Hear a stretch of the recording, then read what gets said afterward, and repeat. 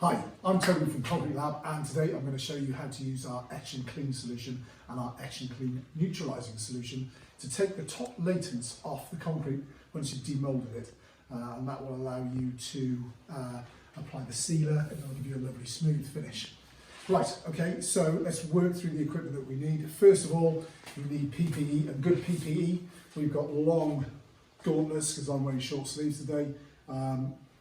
Elbow length gauntlets should be fine. Just remember that the Etch Clean is corrosive, so you don't want it getting on any bare skin.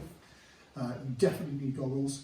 Now, I'm not wearing a vapor mask today because I need to talk to you, but you should be wearing a vapor mask when you do this, and that's really important. Okay, so that's the PPE done.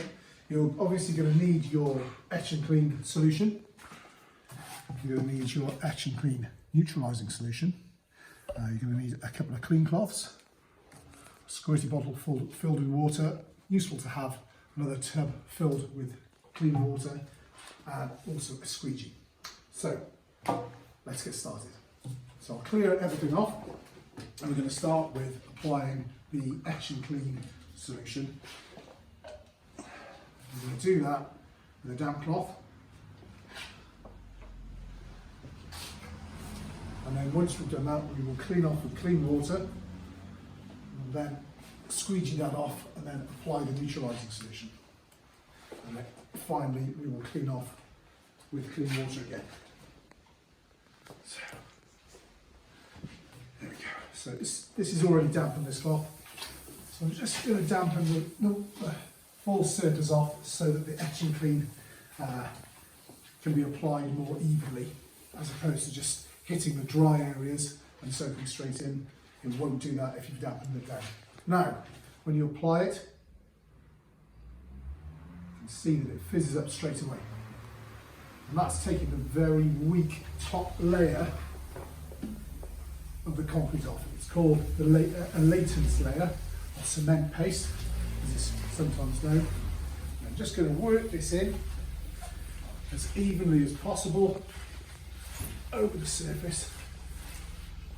And what you're going to find is, as the Etch Clean goes to work, it's going to make some areas rougher than others. So that, as the Etch Clean is working, it's making it rougher. That there is a lot smoother. So the answer is to keep going as evenly as possible until that roughness is the same all over the surface. You also know it's working because you get a sulphurous smell coming off the concrete. There we go, you can see it's really getting to work on that top layer.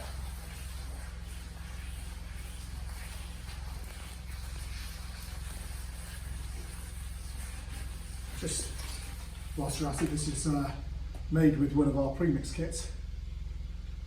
And it's like a marble finish, so you've added a dye into the concrete as we poured it and swirled it around. It's come out with this really cool pattern.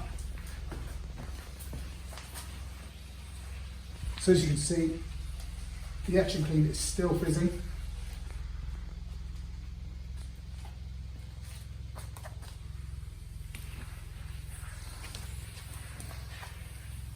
You can actually hear it fizzing up as well.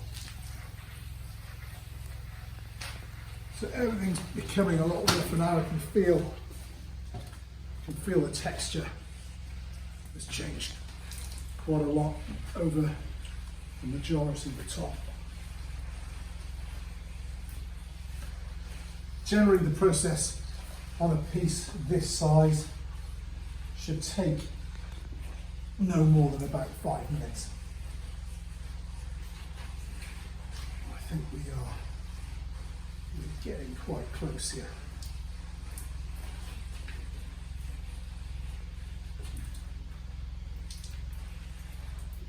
Yeah.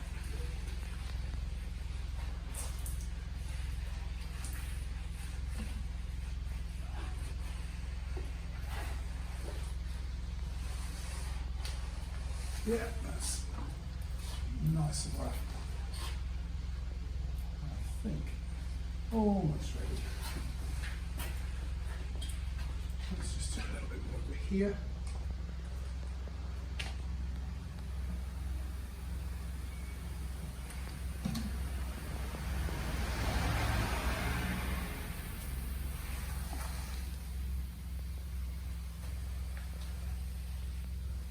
There we go. You can really see it working its magic now.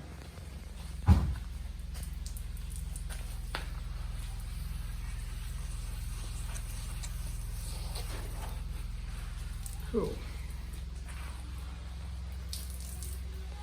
Right, so I think we're about ready to take it off. And this is where we get our clean water. So we'll put those aside. We're not going to use the acid cloth again. And we don't want to cross-contaminate that and the cloth for the neutralizing solution.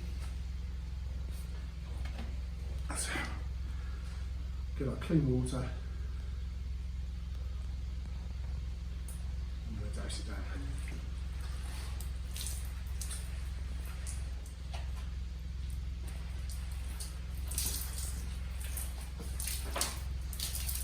That's useful in these scenarios to be working in the workshop as we are now, so it doesn't matter if all the liquids pour over the floor. If you're working anywhere where the floor, you want to keep the finish on the floor, then it needs to be very well protected, because both the Etch and Clean and the neutralizing solution may cause permanent damage. Okay, so that is now washed off. What I'm going to do is just squeeze you all off very quickly.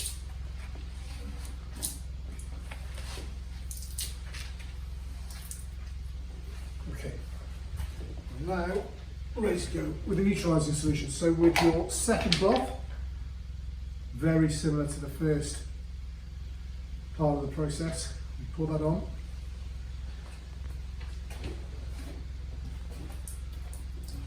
And this again is a bit stinky, but it's worth it, because what it's doing is it's killing the acid, or the Etch and Clean dead.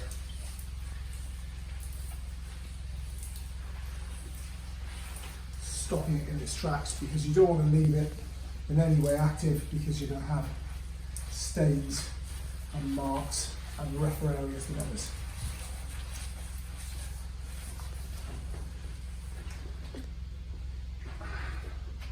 So it's worth being liberal with the neutralizing solution, just to make sure that you're stopping any reaction from continuing.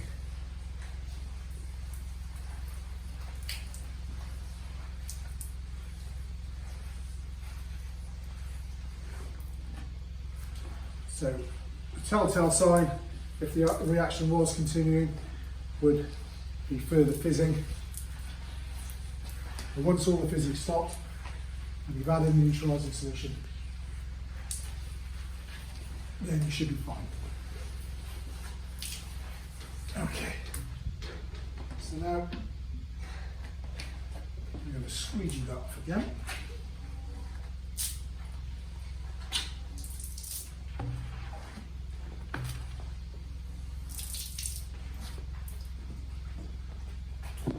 Finally, we're going to douse it with water again.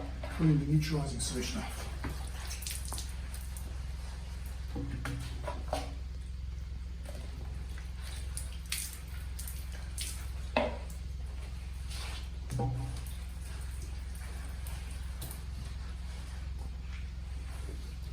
And it's as simple as that. If when you finish you find that there are still some areas that are a little bit smoother than other areas, don't be afraid to go back. You've got to get it right. But it's a very simple process, and it's very forgiving. And that's it.